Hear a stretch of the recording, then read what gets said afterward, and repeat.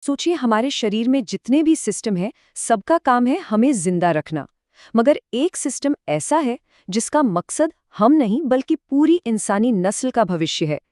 आज हम जीवन के उसी ब्लूप्रिंट यानी रिप्रोडक्टिव सिस्टम को समझने का सफर शुरू कर रहे हैं। सोच के देखिए, हमारा डाइजेस्टिव सिस्टम हमें एनर्जी देता है, रेस्पिरेटरी सिस्टम सांस देता है। ये सब आज के लिए हैं, अभी के लिए। लेकिन रिप्रोडक्टिव सिस्टम का खेल ही अलग है। ये किसी एक इंसान के लिए नहीं बल्कि पूरी स्पीशीज के लिए बनाया गया एक टाइम कैप्सूल जैसा है, जो जीवन के कोड को अगली पीढ़ी तक पहुंचाता है।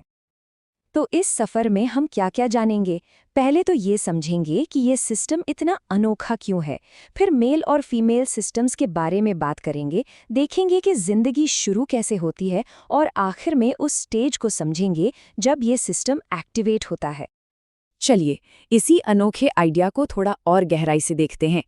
ये हमारे शरीर का शायद इकलौता हिस्सा है जो पूरी तरह से दूसरों के लिए काम करता है। इसका काम हमारे लिए नहीं बल्कि आने वाली जनरेशन्स के लिए है।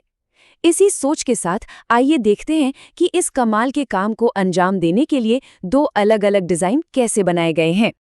शुरुआत करते हैं मेल रिप्रोडक्टिव सिस्टम से। इसको ना आप एक सुपर एफिशिएंट फैक्ट्री और डिलीवरी नेटवर्क की तरह सोचिए। इसके बस दो ही मेन काम है।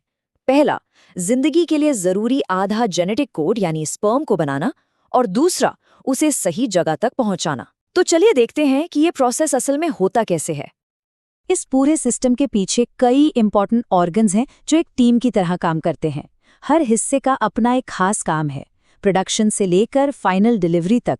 चलिए एक एक करके इन सब से मिलते हैं। तो सब कुछ शुरू होता है यहाँ से, टेस्टीज में। ये हैं प्रोडक्शन के पावर हाउस। यहाँ पर लाखों करोड़ों स्पर्म बनते हैं, और साथ ही टेस्टोस्टेरोन जैसा इंपॉर्टेंट मेल हार्मोन भी, जो बॉडी के डेवलपमेंट को गाइड करता है। स्पर्म बनने के बाद फौरन तैयार नहीं हो जाते, उन्हें अपनी जर्नी के अगले स्टॉप पर जाना होता है। वो पहले एपिडिडमिस में मैच्योर होते हैं, जहां वो कह सकते हैं कि तैरना सीखते हैं, और फिर वास डेफरेंस नाम की एक लंबी ट्यूब के जरिए अपने सफर पर आगे बढ़ते हैं। अब देखिए, स्पर्म इस सफर पर अकेले नहीं जाते, उन्हें एक सपोर्ट टीम की जरूरत पड़ती है। सेमिनल वेसिकल्स और प्रोस्टेट ग्लैंड एक खास लिक्विड बनाते हैं जो उन्हें एनर्जी और प्रोटेक्शन देता है। जब ये लिक्विड स्पर्म से मिलता है तब उसे सीमेन कहते हैं। ये स्पर्म के लिए एक तरह का लाइफ सपोर्ट व्हीकल है। तो अगर मेल सिस्टम एक फैक्ट्री और डिलीवरी सर्विस है, तो फीमेल सिस्टम उससे कहीं ज्यादा है। ये न सिर्फ जिंदगी का दूसरा आधा हिस्सा यानी एग प्रोड्यूस करती है, बल्कि ये वो जगह भी है जहां जिंदगी की शुरुआत होती है और 9 महीनों तक उसकी परवरिश होती है। ये नए जीवन का पूरा यूनिवर्स है। इस कॉम्प्लेक्स सिस्टम में भी हर ऑर्गन का एक खास और बहुत ही इंपॉर्टेंट रोल है, एग के प्रोडक्शन से लेकर उसके पालन पोषण तक। आइए देखते हैं कि ये सारे पार्ट्स एक नए जीवन को सच करने के लिए कैसे मिलकर काम करते हैं। जैसे मेल सिस्टम में टेस्टिस होते हैं, वैसे ही यहाँ ओवरीज हैं जो एग्स या ओवा बनाती हैं। लेकिन यहाँ एक बहुत बड़ा और इंटरेस्टिंग फर्क है। जन्म के टाइम ही एग्स का नंबर फिक्स हो जाता है। ये मेल सिस्टम से बिल्कुल अलग है, जहाँ स्पर्म लगातार बनते रहते हैं। और ये छोटा सा फर्क रिप्रोडक्शन की पूरी प्रोसेस को एक अलग ही लेवल पर ले जाता है। फैलोपियन ट्यूब्स ये ओवरीज और यूटरस के बीच एक इम्पॉर्टेंट ब्रिज की तरह हैं। लेकिन ये सिर्फ एक रास्ता नहीं है, बल्कि ये वो जादुई जगह है जहां जिंदगी की पहली चिंगारी जल सकती है। आमतौर पर यहीं पर स्पर्म और एग का मिलन होता है, जिसे हम फर्टिलाइजेशन कहते हैं। और फिर आता है यूटरस, जिसे आम भाषा में कोख भी कहते हैं। ये नाशपाती के शेप का एक पावरफुल मस्कुलर ऑर्गन है जो एक नई जिंदगी का पहला घर बनता है। फर्टिलाइजेशन के बाद एग यहीं की दीवार से जुड़ जाता है और अगले 9 महीनों के लिए एक सेफ एनवायरनमेंट में डेवलप होता है। तो चलिए एक झटके में दोनों सिस्टम्स के रोल्स को कंपेयर करते हैं। मेल सिस्टम का फोकस है प्रोडक्शन और डिलीवरी पर, जबकि फीमेल सिस्टम न सिर्फ प्रोडक्शन करती है बल्कि फर्टिलाइजेशन और एक नई जिंदगी के पूरे डेवलपमेंट के लिए जरूरी माहौल भी तैयार करती है। तो अब तक हमने दो अलग-अलग सिस्टम्स को देखा, एक प्रोडक्शन और डिलीवरी के लिए और दूसरा नर्चरिंग और डेवलपमेंट के लिए। अब देखते हैं वो पल जब ये दोनों सिस्टम्स मिलकर कुछ कमाल करते हैं, एक नई जिंदगी बनाते हैं।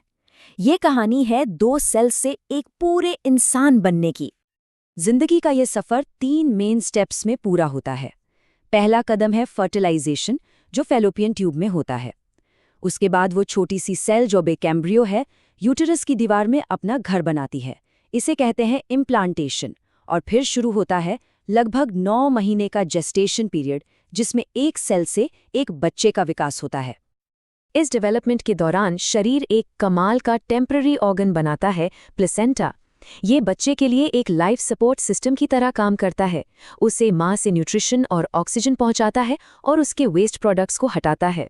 सच में ये नेचर की इंजीनियरिंग का एक शानदार नमूना है। हमने ये तो समझ लिया कि ये सिस्टम काम कैसे करता है, लेकिन ये जन्म से ही एक्टिव नहीं होता।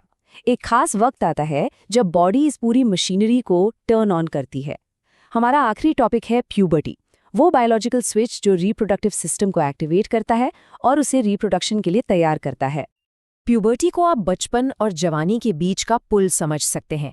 ये वो टाइम है जब हमारा शरीर हार्मोन्स का एक पावरफुल कॉकटेल रिलीज करता है, जो उसे सेक्सुअल रिप्रोडक्शन के काबिल बनाने के लिए तैयार करता है। ये एक धीमा लेकिन बहुत गहरा बदलाव है। ये हार्मोनल चेंजेस सिर्फ अंदर ही नहीं होते, ये बाहर भी दिखाई देते हैं। इन्हें कहते हैं सेकेंडरी सेक्सुअल कैरेक्टरिस्टिक्स, जैसे लड़कियों में ब्रेस्ट डेवलपमेंट या लड़कों में दाढ़ी का आना और आवाज़ का भारी होना। ये सब इस बात के साइन है कि बॉडी अब रिप्रोडक्शन के लिए मैच्योर हो रही है। तो हमने देखा कि कैसे जीवन का ये ब्लूप्रिंट सिर्फ बायोलॉजी नहीं है, ये एक जेनरेशन से दूसरी जेनरेशन तक कंटिन्यूटी की एक लाजवाब कहानी है।